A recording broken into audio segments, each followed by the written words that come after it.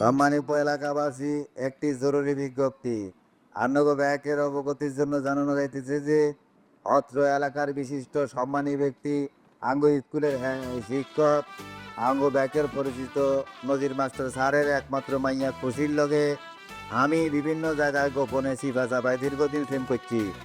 হঠাৎ করে আর ফেরিকে এবং তার বাপের পরিবর্তন হয়ে যাওয়ার কারণে হাতেরা দুজন মিলে আরে থ্রেট দিছে।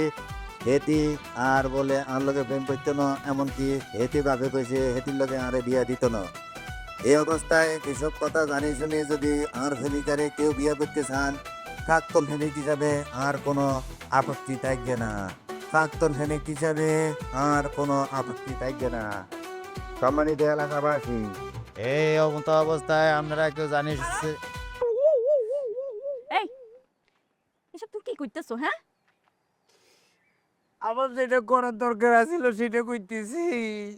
তোমার বাপে বলছে তোমার শাড়ি দিত, তোমার বাপের কথা রাখার জন্য আই মাইকে ঘোষণা দিয়ে তোমার শাড়ি দিতেছি যাতে এলাকাবাসী জানে। জিনিসটা ক্লিয়ার করে দিতেছি, গ্রামবাসীরে জানাই দিছি। কথা বুঝছো নি? ব্যাগে জানি গেছে তোর লগে আর কোনো সম্পর্ক নাই, কাটি গেছে। এখন তুই যারে খুশি তারে বিয়া করতে হারো, বিয়া করিয়া। কিল্লা কিল্লা কইলা তুই এসব? কারণ আই লাভ ইউ, আই তোরে ভালোবাসি। বুঝতে পারি তোর ভালোবাসা। দেখ, আর ভালোবাসা আরে ফেরত দে। আই যদি প্রেম করিবার আগে জানতাম তোর মাথার তার ছেড়া, তাহলে তোর লগে প্রেম করা তো দূরের থাক, আর লগে তো তোর ভিতর দিতাম না। এরপর থেকে তোর চেহারা কোনোদিন আর চোখের সামনে আনবি না। আর কতবার আরে সেকা দিবা তুই? এক মুরগি কমা জমাই দিবা। এই জসিম ভাই, কে গো আনবে?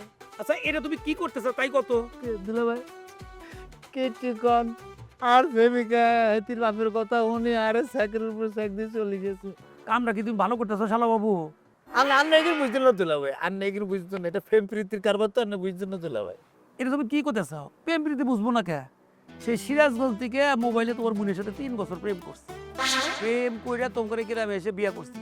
বিয়া কইরা ঘর জমাই থাকছি এবং ঘর জমাই থেকে এই গ্রামের মানুষের জনপ্রিয়তা অর্জন করে আমি ইলেকশন করে মেম্বার হয়েছি। আর তুমি করতেছো আমি প্রেম প্রীতি বুঝি না, এটা একটা কথা কইলা? আন্নের প্রেম আর প্রেম এক নয় দুলা ভাই। আপনি প্রেম করছেন মোবাইলে আর আমি করছি ডাইরেক্ট। আপনি যখন বিয়ে করবেন আপনার শ্বশুর আপনার কি থ্রেট দিছে না ভালোবাসছে? আর শ্বশুর দিনের মধ্যে 14 বার থ্রেট দেয়, বুঝবেন না আপনি? আপনি কি বুঝছেন না পাইছে? আর মন মেজাজ ভালো নয়, খুব কষ্টে আছি। আপনি আপনার কাম করেন আর কাম করতে দেন। এ ভাই এসব